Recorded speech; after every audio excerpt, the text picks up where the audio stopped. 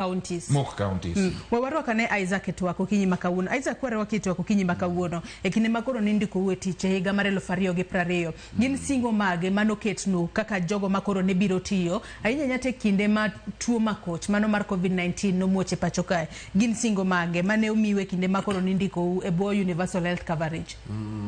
Kaki ng'eyo wan kan ndiko e tich ngi COVID no biro the end of 2019 December kanya.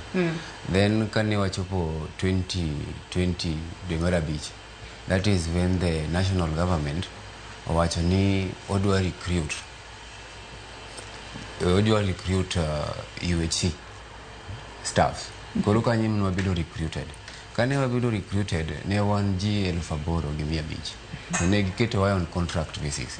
Contract basis no ne nego ben last for 3 years.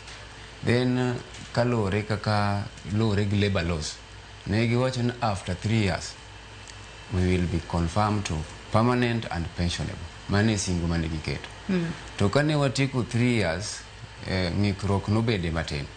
Bu public service ogolo notice bongiso Ministry of Health ni wa continue with the contract for a period of 1 year. Then immediately after 1 year gi confirm to permanent and pensionable. That was 2023.